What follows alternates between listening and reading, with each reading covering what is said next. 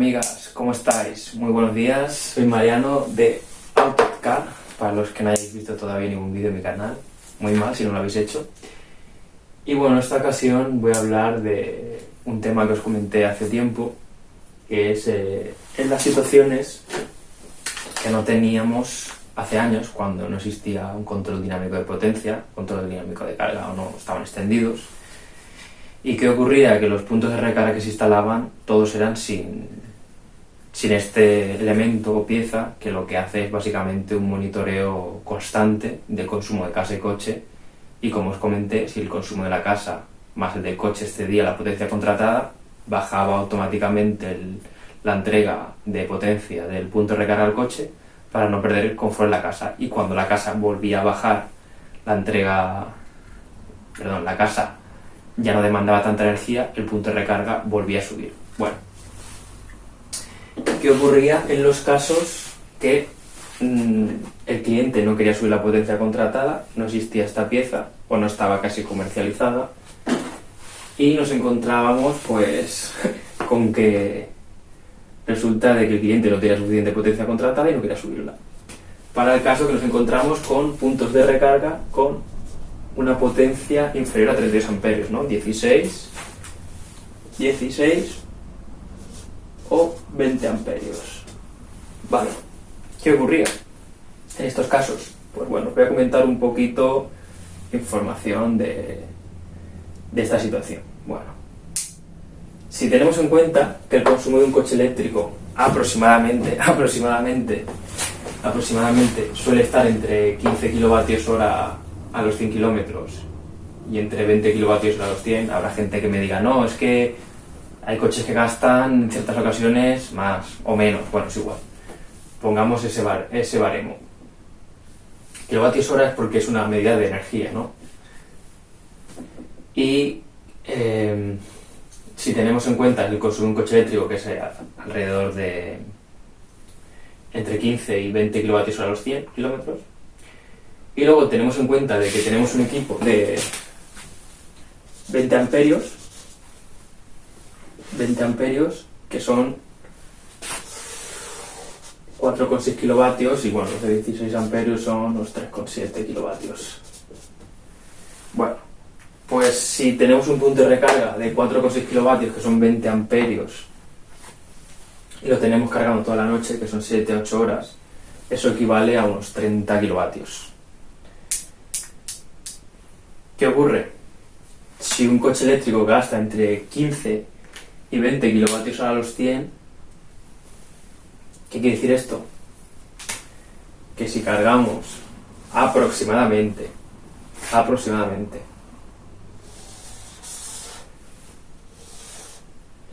durante esas horas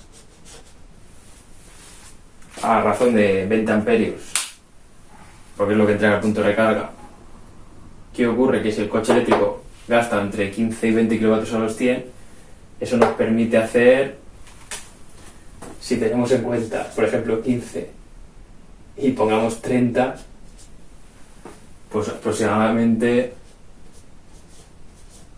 unos 200 kilómetros. Bueno, pues si miramos estadísticas, no las exactamente, pero obviamente el ciudadano medio español no hace 200 kilómetros diarios. Entonces, ¿qué podemos extraer de aquí? Que la realidad, si cargas por la noche, que hay menos electrodomésticos conectados, y cargas con un punto de recarga de 20 amperios, o incluso cargas una potencia inferior a 20 amperios, es suficiente para el día a día.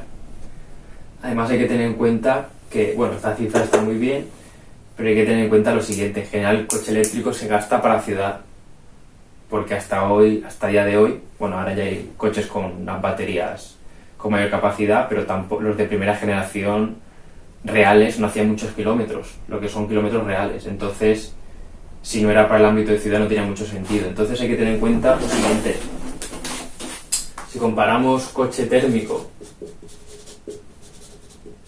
que es un coche diésel o gasolina, frente a un coche eléctrico, ¿Qué es lo que ocurre? Que principalmente nos podemos encontrar con dos escenarios, ¿no?, principales. Conducción urbana y conducción por carretera, autopista, autovía.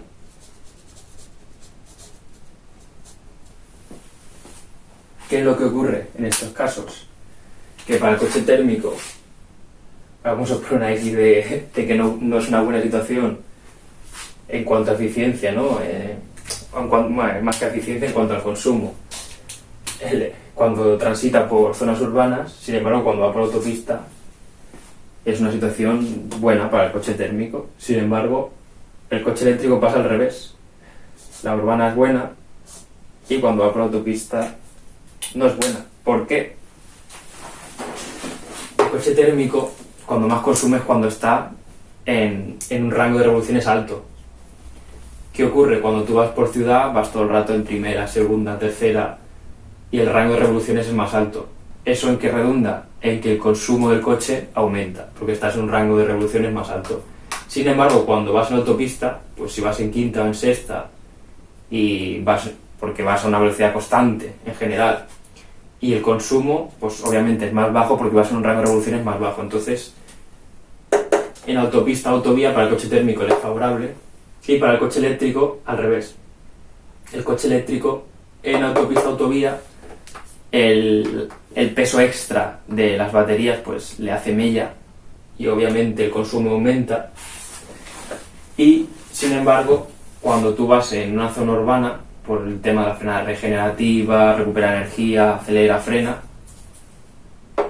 el estar en una zona urbana pues le es favorable.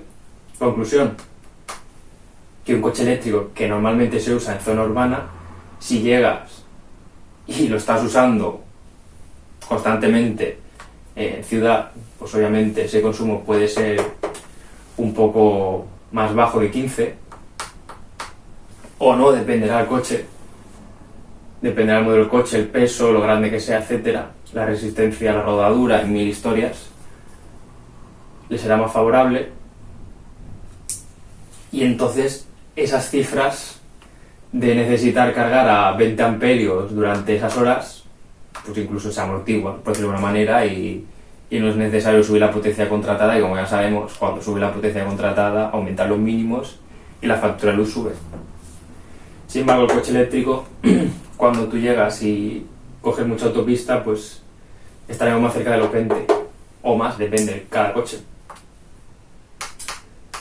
¿Qué ocurre con todo esto? Pues bueno, que para la mayoría de los casos con un equipo de 20 amperios puede ser suficiente. Cuando no es suficiente, para personas que usan el coche mucho por autovía, haciendo muchos kilómetros, viajando de una ciudad a otra.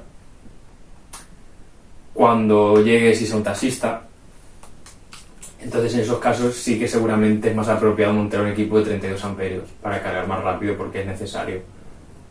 En el resto de casos, pues con un equipo de 16, 20 amperios pues es suficiente. ¿Qué ventajas tiene, por ejemplo, el de 20 amperios? Pues lo voy a enseñar.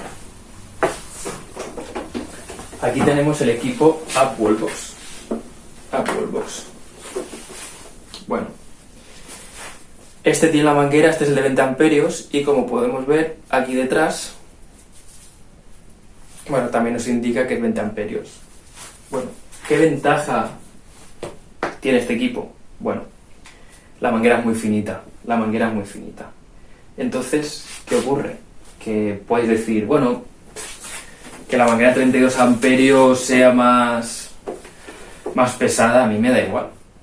Puedo con ella solamente, pero bueno, todo el mundo, tener en cuenta que todos los usuarios a lo mejor no tienen la condición física, no tienen una buena condición física por lo que sea, pueden tener una enfermedad, puede ser por muchas cosas. Entonces, esta manguera de 20 amperios, que es mucho más manejable, es mucho mejor en ese sentido. En otros, obviamente, pues de 32 amperios carga más rápido, etcétera. Pero bueno, en este caso yo lo que os quería comentar era, pues, qué ocurría cuando este tipo de equipos no existían, o bien no estaban para el público general de forma masiva, no había alcance a estos equipos. Entonces, con los equipos de 20 o 16 amperios